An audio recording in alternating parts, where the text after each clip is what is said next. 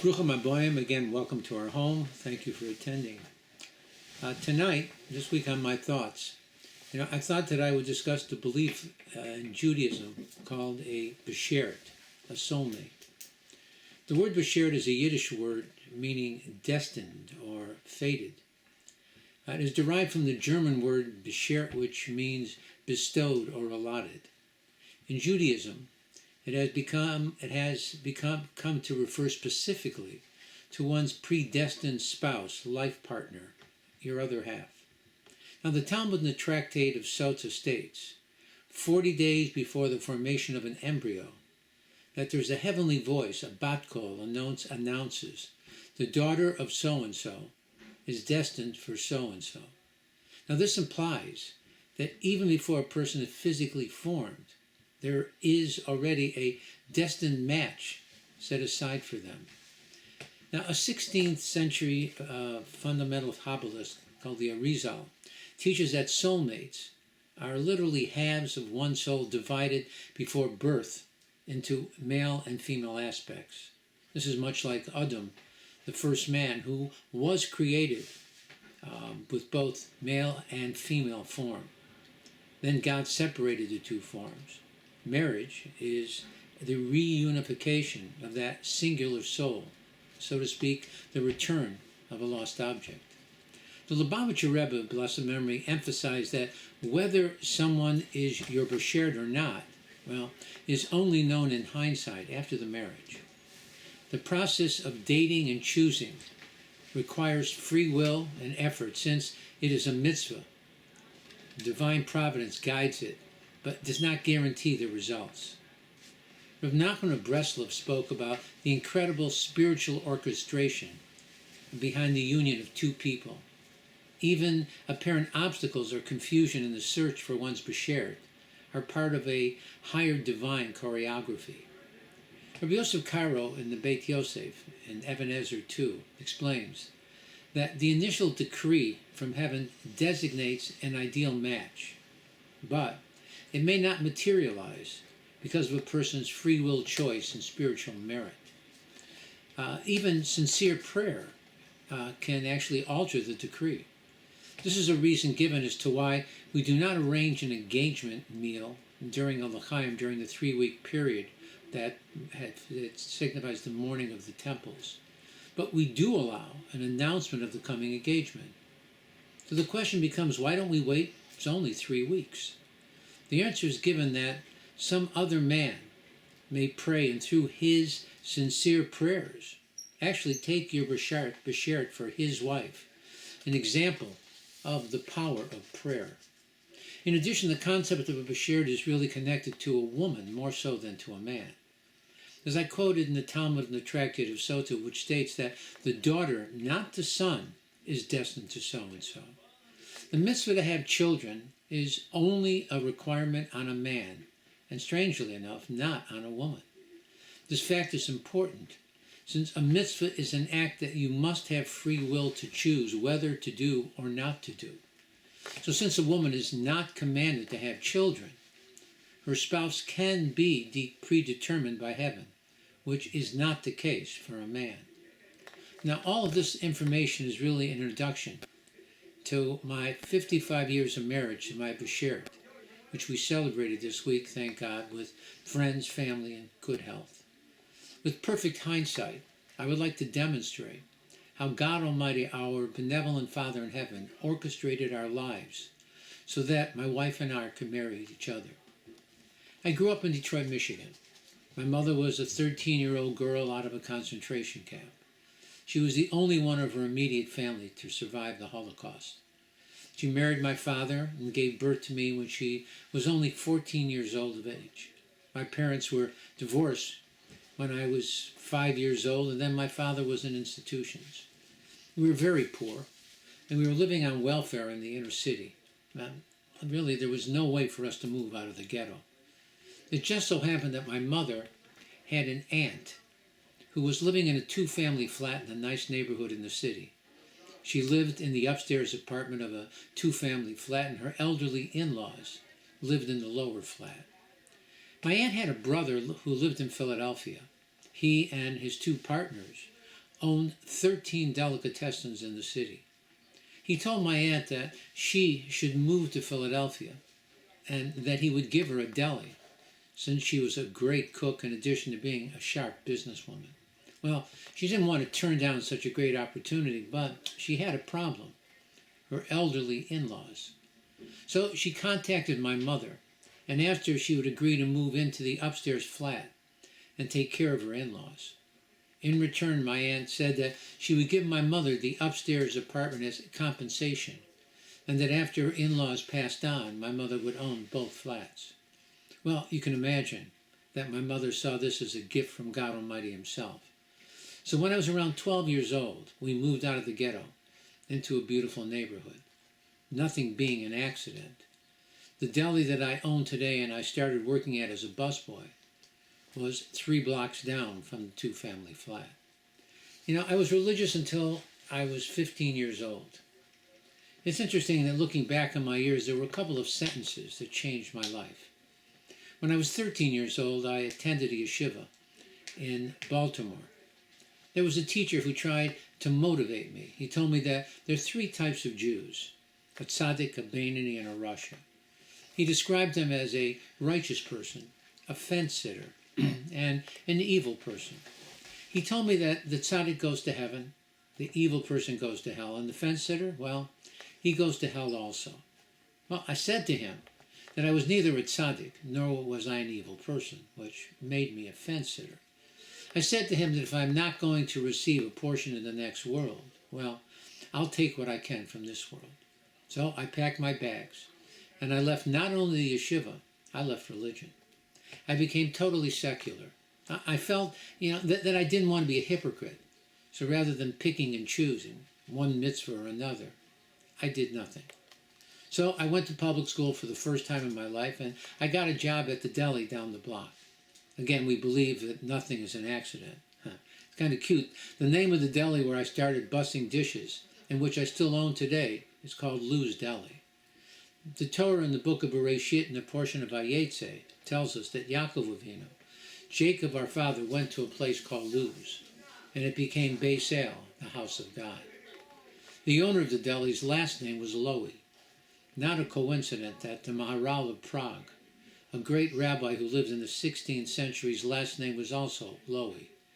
I thought that I had left religion, but somehow it was still a part of my life, even though it was hiding in the background. I was in my junior year at college, and I wanted to be a lawyer. So I went to register for my classes, and they asked me to declare a major. I told them I just wanted to be a lawyer. They said to me, well, that's great, but you still have to declare a major. So I left, put down that I was a sophomore, and when I returned, well, they gave me all my classes. However, I really wasn't happy with college, so I decided to talk to a counselor for some guidance. So he asked me, his advice was another sentence that changed my life. He asked me what I liked to do. I said to him that I like to write poetry, play my guitar, and work in a deli. He said to me, well, why don't you just go work in a deli? Now you have to realize that we're talking about the year 1967. This was a time when the draft was reinstituted, since the war in Vietnam was in full force, and they needed soldiers. Dropping out of college meant that I would most likely be drafted. Looking back on the situation now, it seems like a big mistake. He could have told me to become an English major or go into music, but I took his advice. I dropped out of college and let the government draft me into the U.S. Army in 1968. All the guys that I knew that were drafted from Detroit went to Fort Knox, Kentucky. Me, I was sent to Fort Dix, New Jersey. I never heard of the place before. The first Friday night of basic training, all the Jewish trainees were told that they were required to attend Jewish services at the Jewish chapel. Since the rest of my platoon were busy cleaning the barracks, what they referred to as a GI party, it didn't sound like such a bad idea. When I was there, I introduced myself to the chaplain. I told him that I had had some religious background, and so I wondered if I could become a Jewish chaplain's assistant. He smiled and told me, forget the idea. He said that only those recruits who joined for 3 years get those cushy jobs. I was drafted. Little did he know that God Almighty had different plans for me. Out of my company of 150 men, 125 were sent to serve in Vietnam. I spent my whole 2 years at Fort Dix, New Jersey. I became a Jewish chaplain assistant and made sergeant in well under a year. Being a Jewish chaplain's assistant meant that I had to assist the chaplain on the Shabbat with religious services, which exempted me from other duties. That being the case, no one was certain as to where or when I was supposed to be. So during the last 6 months of my tour, I was transferred to a new company. Being a sergeant, I was supposed to get my own room, but somehow there were no rooms available. So I was given a bed in the barracks with all the other soldiers. Being a sergeant and a Jewish chaplain assistant, they kind of lost track of me. So for the last 6 months of my tour, I packed up my footlocker and moved all my things to my aunt's house in Philadelphia, and I commuted. They used to call me the Phantom. My aunt had 2 children, and her house was a place where everyone gathered. It just so happened that my wife came to the house one night on a date with a friend of mine who was in the Air Force. She wasn't crazy about the guy, but her mother told her to always go out with different guys. She said, you never know who you will meet when you are out on a date with someone else. Very prophetic. Although my mother-in-law wasn't very happy with her advice initially. It happened that at the time my wife was dating a wealthy guy and they were seriously talking about marriage. It was not a coincidence that when we met, her boyfriend was away on a 3-week vacation to Europe. By the time that he got home, he was out of the picture. Our relationship was what my wife jokingly called love at first fright. Our first date was on a Sunday afternoon, since we were both so busy dating other people that was the only other time available. That Sunday was the last time that we dated other people. It was like a religious shidduch, a marital match. We met in October, were engaged in December, and our marriage was set for July. I was honorably discharged from the Army in March of 1970. I went back home to Detroit, and we didn't see each other until July, when we were married. You know, we were separated for a long 3 months. At the time, I had really second thoughts about getting married. You know, I was only 23 years old. I always thought that I wouldn't get married until I was at least 28. I thought that I would be financially secure at the time and that my wife wouldn't have to work. As the saying goes, a man plans and God laughs. Here I was, only 23, and I was far from being financially set. In fact, I had to borrow the money for the engagement ring from my wife. As an aside, she has never let me pay off the principal. I am still paying daily interest. So I had real doubts. The Talmud in the Tractate of Gittin states that when a couple divorces, even the altar cries. However, I recalled that as a yeshiva student, I learned that the Vilna Gaon, a great rabbi, said, based on a Zohar, Kabbalah, that breaking an engagement is even worse than breaking a marriage. Crazy as it sounds, because of these words, I went through with the marriage. So we got married. I couldn't figure out how my mother-in-law booked our wedding at a 5-star hotel in Philadelphia on such short notice. It usually took at least a year. It wasn't until years later when we became religious that I realized why that was possible. We got married during the 3 weeks, a time in the Jewish calendar when religious Jews mourn for the destruction of both our temples. Not even Reform Jews get married during this period. You know, it wasn't easy finding a rabbi to marry us. We almost had to settle for a priest. So, 2 kids, and 55 years later, as we look back on our marriage, it would be hard for us not to see the hand of God. The road was paved with many obstacles, yet somehow we reached our intended destination. Now, that was against the wishes of her parents? My wife, who was petrified of flying, flew to Detroit, where I proposed. We grew up 600 miles apart. My aunt had to move to Philadelphia 12 years earlier. I had to listen to the advice from a well-meaning teacher, leave the yeshiva and get a job at a deli. Then follow the advice of a college counselor, drop out of school, and let the government draft me into the U.S. Army at the height of the Vietnam War. I had to be stationed at Fort Dix, New Jersey, become a Jewish chaplain's assistant, and move into my aunt's house in Philadelphia while I was still on active duty.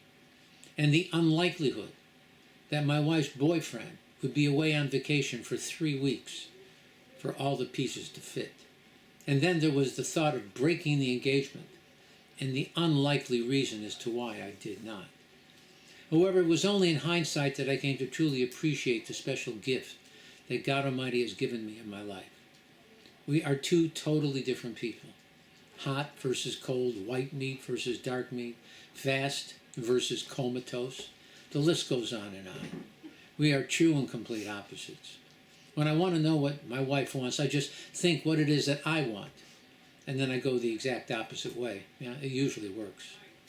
Looking back on our lives, there is no doubt in my mind that she is my true Besheret, a special soul handpicked by a benevolent Father in heaven, exclusively for me. I refer to the institution of marriage as a masterpiece in progress. After all, placing a man and a woman who think completely differently together is and always will be a challenge. What we learn in marriage is compromise. We learn to listen.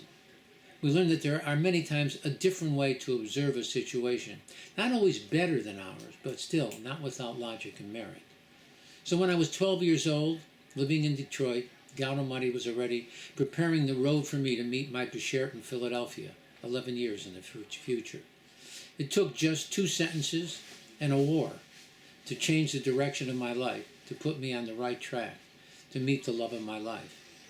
I jokingly say that after 55 years, the war still goes on. On our wedding day, the weather was so severe that trees were being uprooted. The same was true of our engagement party. We always say to each other that we have been blessed, that the storms that have occurred in our lives have been on the outside rather than on the inside of our relationship. We have truly been blessed to be able to share in all the joy and tribulations that life has given us. We both thank God Almighty for bringing us together. We both consider ourselves truly blessed. Well, let me conclude that. Let us continue to pray for a swift and victorious end to the war in the Middle East. With the total annihilation of Iran and all of her proxies, let us pray for the release of all the hostages and their safe return home to their families. Let us celebrate the return of all the hostages that have been released. May God Almighty cure the sick and injured, comfort all the mourners, and return home all the brave IDF soldiers, led by Mashiach Tzidkeinu, quickly and in our time. Again, I want to thank you for listening. God should bless you and yours with all that is good. Stay happy, stay safe. Again, you should know only of good. Please, if you can, push the like button. And if you have not subscribed, please do. And share with your friends. It's interesting. Again, as we see, nothing is an accident. I think one of the biggest problems we have in life is impatience. That's why Adam ate from the tree of knowledge and the Jews made the golden calf. Impatience. God has a plan. Relax. He's at work. God bless you and be well. Shabbat shalom.